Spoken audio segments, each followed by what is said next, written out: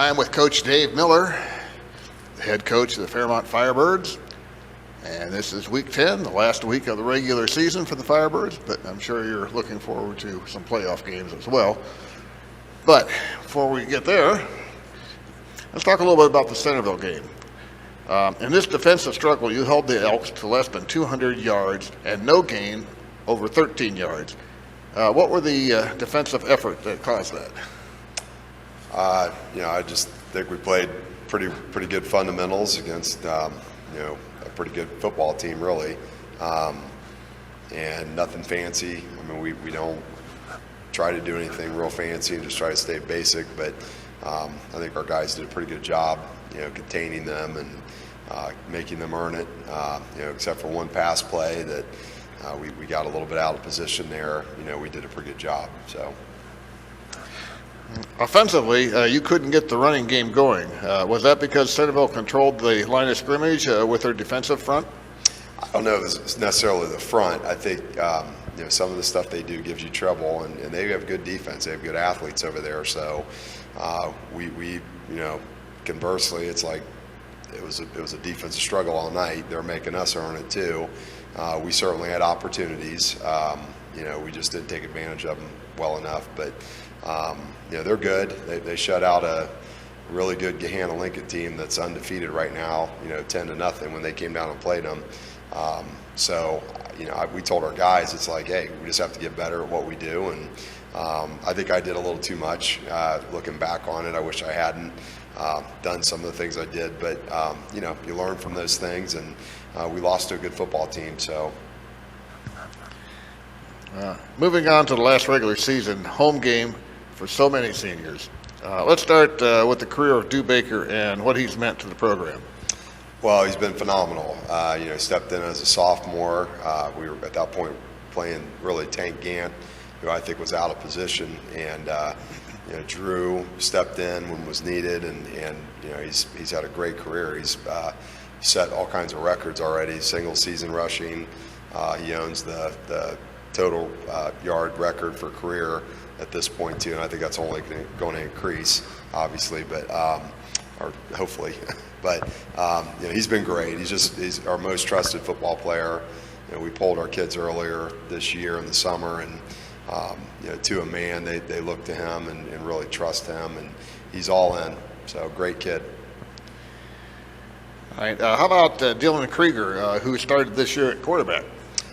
Another phenomenal kid. We have really good senior leadership on this football team. I think hopefully our kids, the underclassmen, can look up to guys like Drew and Dylan and just see how you're supposed to do things. I mean, we made the change. I think it was the right change. You look back now, the last several weeks that we've had, Brock has really done a great job at quarterback.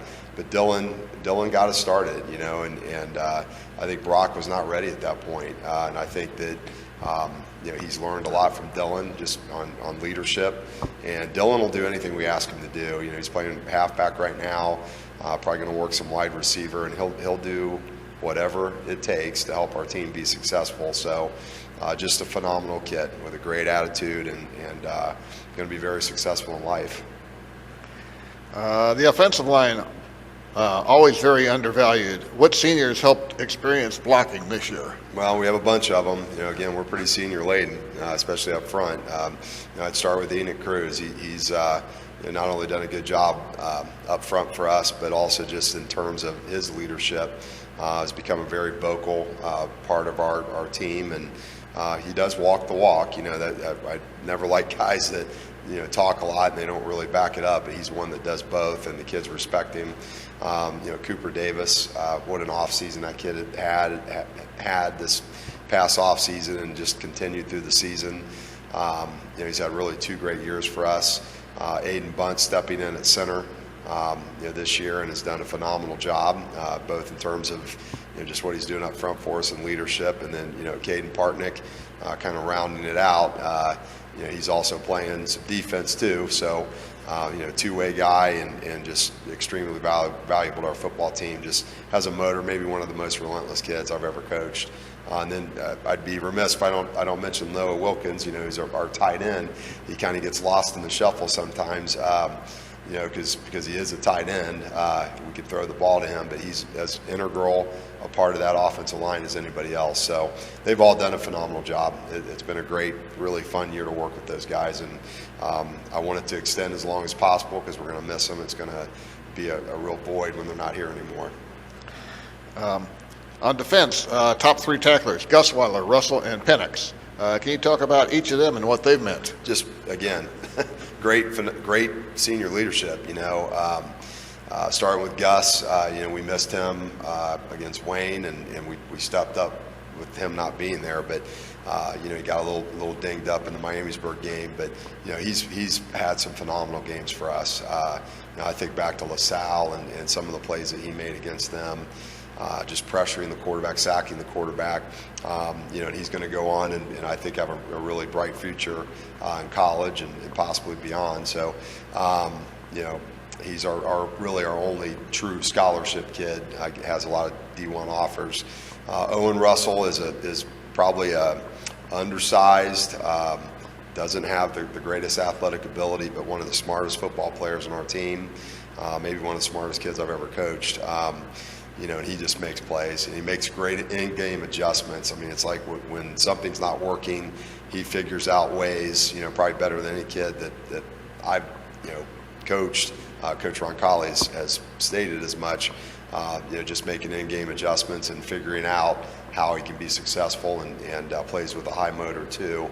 And then Aiden Penix has had a tremendous year for us. Undersized, not very fast, but he plays way above that, and I think epitomizes really for me what Firebird football should be all about. It's not necessarily all the greatest athletes. These guys can be successful just by paying the price, buying into our program, and just coming to practice with a great attitude every day. And Aiden exemplifies that for us. So 3 great ones there. All right. Finally, kicker Will Hoyt. His development over the years is allowing you to be in field goal range once you get inside the 35.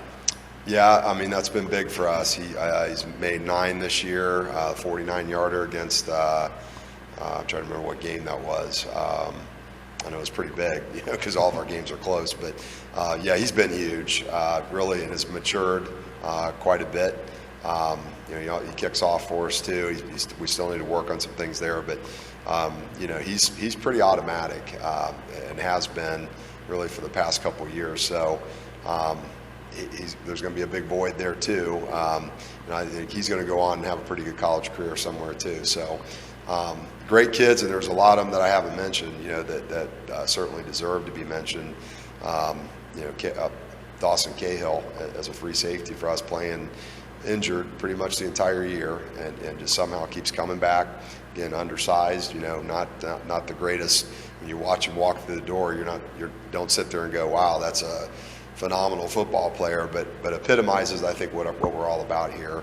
And then, Tyler Atkins, he played 5 games probably for us, and we're hoping that he can get back for the playoffs. That's the plan at this point anyway. But that was a void. He was our starting middle linebacker, and very smart, intelligent kid, two-year starter.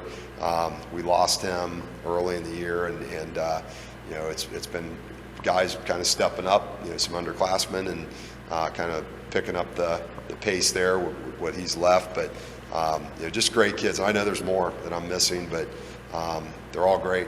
We're going to miss them. It's one of the best senior classes I've ever coached. So now, after Friday, you're looking towards the playoffs. Any chance of any of those playoffs being here? Good chance. I mean, we have to win. That's the first thing. And our conference, I was talking to Eric Spar, our commissioner, on Friday night, and just, kind of laughing about it. But it's, and several people have said they've never seen it this competitive. And I agree with them. I've been around the area and been involved in the GWAC for quite a while, but it's pretty incredible when you look at it, top to bottom, how good this conference is. And Beavercreek, it may not show it on their record, but we came in. Our conference came into our league play, conference play, 19-3. and losing games to like Elder by a point, Springboro and stuff like that. So it's great. You look back, I know we're all going to look back on this. We told the team this the other day. When you look back on what you did against really elite competition, it's pretty impressive. So, but we got to get through that. That's going to be tough because they are on the rise. You can see that Coach Colvin has them going over there. And so we better take care of that first, or none of this other stuff, really matters. So we're in the playoffs. We know that. Where we're going to be, I have no idea. But Okay, and looking ahead a little bit, after the playoffs and the helmets and the pads and all that are hung up for another year, I'm guessing that how much of a downtime do you have before you start getting right into the next year? Seems like it never stops. There's a lot of inventory and stuff that has to be done at the end of the season, preparation for the banquet. I do get a little downtime. It's at least a little more relaxing, when I can just go in there and take my time. But it's a grind, and my age is, I don't know. I don't like to say I'm old, but I can feel it. It's like this season has flown by, but it's been really stressful and in good ways. It's always a good thing. But so I get about a month. We have our banquet scheduled, and actually I don't know. I mean, hopefully, if things work out the way they're supposed to, we're playing for a long time. We talk a lot about Thanksgiving, practicing on Thanksgiving, because that means we're still in it and doing good things there. But so really the month of December is about what I get, and I enjoy the holidays with my family, and then we start back up in January pretty intense and going right then. So. All right, Coach. Well, again, thank you for taking the time to speak with me again this year, and of course, good luck on Friday. Appreciate it, Norm. Thank you.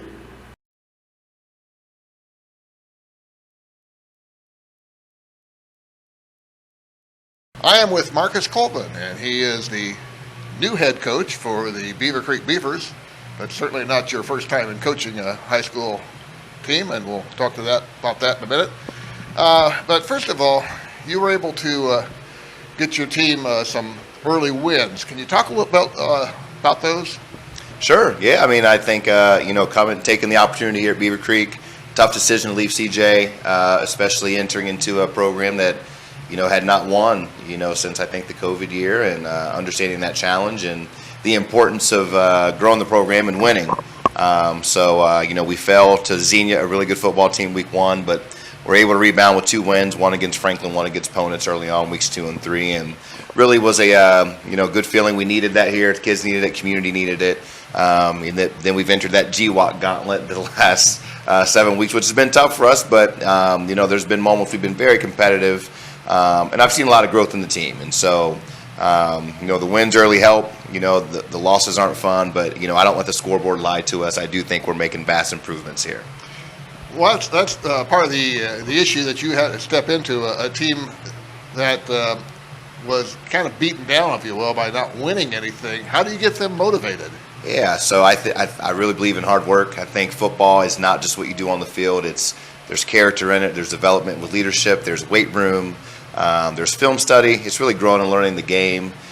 We really found that to be really important for us as coaches this year, as us being new, with these new student athletes who are great kids. But it's the foundation is going to be putting in time to work and fulfilling that obligation. That if you want the reward of winning, there's a price you got to pay for that. And I think we're really trying to get our kids to understand that in our first year. In your games against Ponitz and who was it, Northridge? Was that Franklin. Franklin. In those games, who were some of your folks that you see a big improvement in? Well, I think first off, if you look at Spencer Johnson, our quarterback, this is a kid, I think this is his 4th different offense in 4 years of high school. So poor kid, really has not had a chance to really learn and develop and grow in one certain scheme, and really been proud of his leadership. We ask him to run the ball between the tackles a lot. Everyone's like, quarterback throws the ball, but we ask Spencer to do some really tough, rugged things for us, and he does it and gets back up in the huddle and leads his team. been super proud of him. J.R. Costello's a tackle offensively for us who played wide receiver here for 3 years. We moved him to offensive line. He's 6'5", 250. So he's been a great asset for us up front. Hands down, C.J. Crawford, Nick Oxner, our two inside linebackers. To me, two of the best kids in the GWAC, honestly. Really, really tough, good football players, great leaders. Quentin Youngblood's coming along at running back, and along with Adi Hernandez and Owen Ranley at receiver. So these are kids who have really grown up for us this year, really put a lot of work in, and have really grown in their ability and what they're doing on the football field. You mentioned a lot of the players. How about your seniors? I imagine some of those were seniors. Are there any seniors? Absolutely. Spencer's a senior. JR's a senior. I didn't talk about Lucas Coomer, who actually was a defensive lineman his whole career. We moved him to offensive line mostly. So you're seeing these kids make sacrifices in order for us to try to be successful, and that says a lot, about their humility as football players and as people, to give of themselves so that the team can be prosperous. So I got to shout out Lucas Coomer. I mean, what a great kid, offensive lineman for us, but also plays some D-line. Nick Oxer's one of those seniors as well. Brent Couch, who came back out to play. Logan Spaeth, who played linebacker last time he played football. Now he's playing corner for us and guarding some of the best receivers in the state of Ohio. But again, they're doing what they believe is going to help us win, and they're so coachable, and they're just doing a great job. The Fairmont Firebirds. Talk about those folks for a minute, because obviously I'm sure you're thinking about them right now. A lot, yeah. How about the Baker brothers?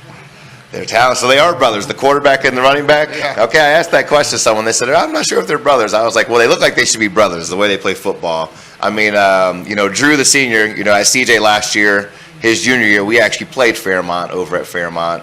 So I got a good dose of what that kid is like, and he's just tough. You see, I think he's got like 250 attempts at rushing this year. That's a lot of carries. So I think they're going to give him the ball Friday.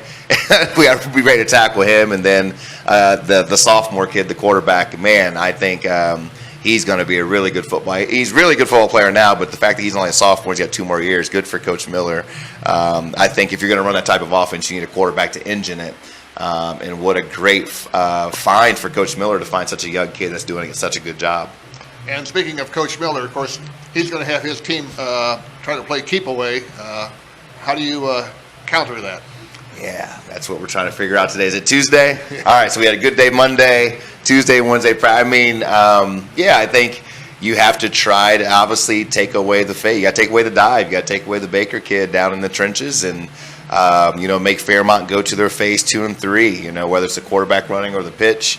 All those are dangerous. They got really good kids. And then, when we do have the ball, it's maximizing our opportunities. It's got to move the chains, got to be efficient in the pass game, and obviously, hands down, got to run the ball. So we also need to possess the ball to help ourselves and help our defense. And but I think that's the game Fairmont's going to play. They are who they are. They're going to run the ball. They're going to keep the ball away from you. They're not going to turn it over. They're going to play good defense. And then you have to figure out how to counteract that. And that's what we're planning to do as we go through the rest of this prep week. Right. And, of course, Fairmont's a one-dimensional team. How's Beavercreek? You more two-dimensional? Well, we're pretty balanced. We're probably a little more run-heavy than we are pass. But, I would say maybe 60% run, 40% pass. So we'll throw it out there a little bit, Like I say, Spencer is not your traditional quarterback. We ask him to run the ball a little bit more, some read things in the run game. But, he can get the ball down the field for us, and we have some pretty good receivers that can catch it. So in the last few games,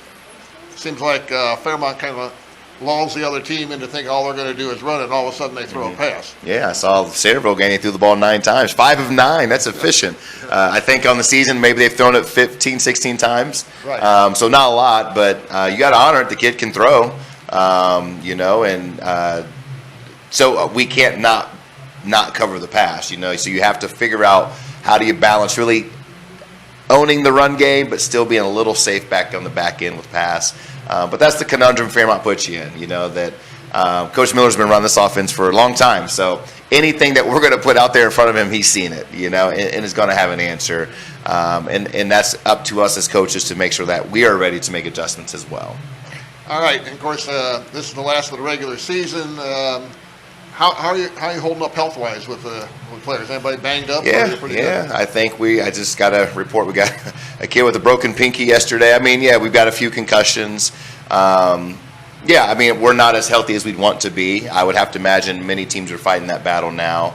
But for the most part, the guys that started week 1 are starting for us this week. I think Connor Ristich is a safety that started for us who's out with a concussion. Poor guy, he's a senior, so that's unfortunate.